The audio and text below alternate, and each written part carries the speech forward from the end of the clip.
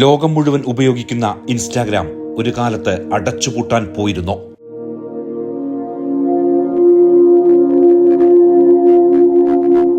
വിശ്വസിക്കാൻ അല്പം ബുദ്ധിമുട്ടുണ്ട്. ഇൻസ്റ്റാഗ്രാമിന്റെ ആ കേൾക്കാത്ത ചരിത്രം കേൾക്കാം.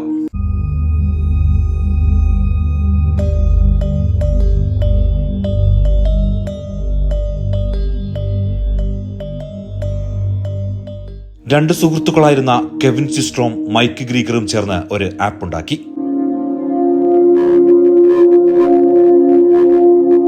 ആപ്പിന്റെ പേര് ബർബൺ. തുടക്കത്തിൽ 13 ജീവനക്കാരായിരുന്നു ആപ്പിൽ ഉണ്ടായിരുന്നത്. 4.4 കോടി രൂപ നിക്ഷേപിച്ചു തുടങ്ങിയ ആപ്പിൽ ആദ്യഘട്ടത്തിൽ location check in, plans, point system, photo upload എന്നിവയായിരുന്നു ഉണ്ടായിരുന്നത്. എന്നാൽ ആളുകൾ കൂടുതൽ ലക്ഷ്യം വെച്ചതും ഉപയോഗിച്ചതും ആപ്പിലെ ഫോട്ടോ അപ്ലോഡിൽ മാത്രമായി. അങ്ങനെ വർഷം 2010 ഒക്ടോബർ 6 തങ്ങളുടെ ആപ്പിലെ മറ്റു ഫീച്ചേഴ്സ് എല്ലാം ഒഴിവാക്കി ചില മാറ്റങ്ങൾ വരുത്തി ഫോട്ടോ അപ്ലോഡിന് മാത്രം പ്രാധാന്യം നൽകി ആപ്പ് റീലോഞ്ച് ചെയ്തു. പേര് Instagram. Photo plus instant share എന്നതിൽ നിന്നാണ് കെവിനും മൈക്കും ഇൻസ്റ്റാഗ്രാം എന്ന പേരിലേക്ക് എത്തിയത്. ഫിൽറ്റർ ഉപയോഗിച്ച് ഫോട്ടോ ഷെയർ ചെയ്യുന്ന രീതി ലോകം അതിവേഗം ഏറ്റെടുത്തു. ഇൻസ്റ്റാഗ്രാം ലോഞ്ച് ചെയ്ത് 24 മണിക്കൂറിനുള്ളിൽ 25,000 പേർ ആപ്പ് ഇൻസ്റ്റാൾ ചെയ്ത് ഉപയോഗിച്ചു തുടങ്ങി. ഒരു മാസത്തിനകം അത് 1 മില്യൺ കടന്നു.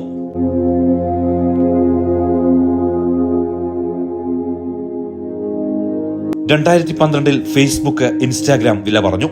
4.4 കോടി രൂപ മുതൽ മുടക്കിൽ തുടങ്ങിയ ആപ്പ് 2 വർഷങ്ങൾക്കിപ്പുറം 9,200 കോടികൾക്കാണ് ഫേസ്ബുക്ക് സ്വന്തമാക്കിയത്. ഇപ്പോൾ ലോകോത്തര കമ്പനിയായ മെറ്റയുടെ കീഴിലാണ് ഇൻസ്റ്റാഗ്രാം ഇന്നുള്ളത്. അന്ന് 2 സുഹൃത്തുക്കൾ വെറും 13 ജീവനക്കാരെ വെച്ച് തുടങ്ങിയ ആപ്പിൽ ഇന്ന് 20,000-ൽ കൂടുതൽ ആളുകൾ ജോലി ചെയ്യുന്നുണ്ട്. Reels, stories, feed post, live, direct message, broadcast channels, shopping, professional tools എന്നിങ്ങനെ ഫീച്ചേഴ്സ് കൊണ്ട് സമൃദ്ധമാണ് ഇന്ന് ഇൻസ്റ്റാഗ്രാം.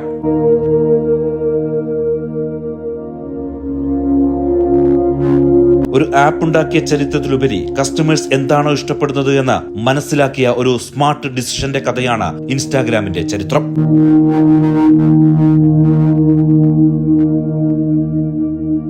ഒരു നിർണായക അറിവെങ്കിലും ഈ വീഡിയോയിൽ നിന്ന് കിട്ടിയിട്ടുണ്ടെങ്കിൽ മാത്രം ഒരു ലൈക്ക് അടിക്കുക.